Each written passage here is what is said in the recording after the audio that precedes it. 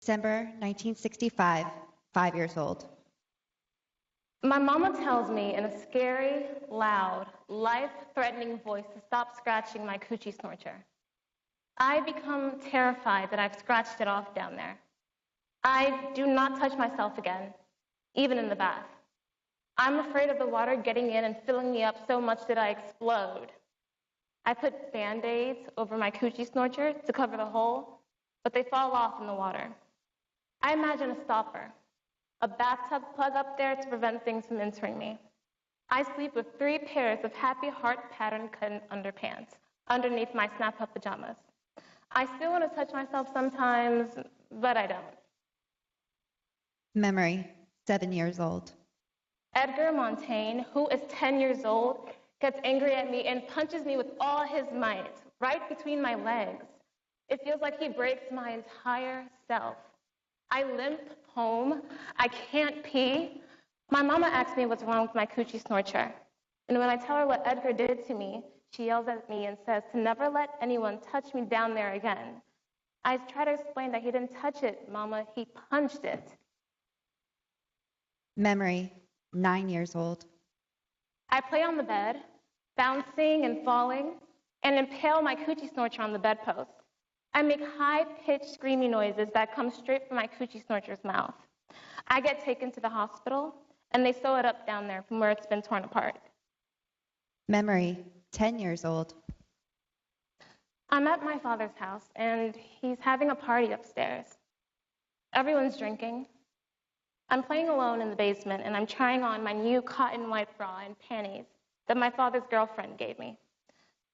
Suddenly, my father's best friend, this big man, Alfred, comes up from behind and pulls my new underpants down and sticks his big, hard penis into my coochie snorcher. I scream, I kick, I try to fight him off, but he already gets it in. My father's there, and then he has a gun, and then there's a loud, horrible noise, and there's blood all over Alfred and me. Lots and lots of blood. I'm sure my coochie snorcher is finally falling out. Alfred is paralyzed for life, and my mama doesn't let me see my father for 7 years. Memory, 12 years old. My coochie snorcher is a very, very bad place. A place of pain, nastiness, punching, invasion, and blood. It's a site for mishaps. It's a bad luck zone. I imagine a freeway between my legs, and I am traveling, going far, far away from here.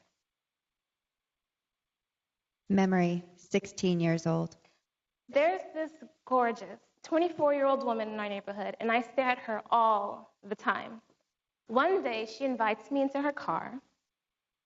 She asks me if I like to kiss boys, and I tell her I do not like that. Then she says she wants to show me something, and she leans over and kisses me so softly on the lips, with her lips, then puts her tongue in my mouth. Wow. She asks me if I want to come over to her house, and then she kisses me again and tells me to relax, to feel it, to let our tongues feel it. She asks my mama if I can spend the night, and my mother's delighted that such a beautiful, successful woman has taken an interest in me. I'm scared, and I can't wait. Her apartment's fantastic. She's got it hooked up. It's the 70s, the beads, the fluffy pillows, the mood lights. I decide right there and then that I want to be a secretary like her when I grow up. She makes a vodka for herself, and then she asks what I want to drink. I say the same as she's drinking, and she says she doesn't think my mama would like me drinking vodka. I say she probably wouldn't like me kissing girls either. Then the pretty lady makes me a drink. She changes into this chocolate satin teddy. She's so beautiful. I always thought bull daggers were ugly. I say, you look great. And she says, so do you. I say, but I only have this white cotton bra and underpants. Then she dresses me slowly in another satin teddy. It's lavender, like the first soft days of spring. The alcohol has gone to my head, and I'm loose and ready. There's a picture over her head of a naked black woman with a huge afro. She gently and slowly lays me out on the bed, and just our bodies rubbing makes me come. Then she does everything to me in my coochie snorcher that I always thought was nasty before, and wow, I'm so hot, So wild. She says, "Your vagina, untouched by man, smells so nice, so fresh. Wish I could keep it that way forever." I get crazy wild, and then the phone rings, and of course it's my mama. I'm sure she knows. She catches me at everything. I'm breathing so heavy, and I try to act normal when I get on the phone, and she asks me, "What's wrong with you? Have you been running?" I say, "No, Mama, exercising." Then she tells the beautiful secretary to make sure I'm not around boys. And the lady tells her, "Trust me, there's no boys around here." Afterwards, the gorgeous lady teaches me everything I need to know about my coochie snorcher. She makes me play with myself in front of her, and she teaches me all the different ways to give myself pleasure. She's very thorough. She tells me to always know how to give myself pleasure, so I'll never need to rely on a man. In the morning, I'm worried that I've become a butch because I'm so in love with her. She laughs, but I never see her again.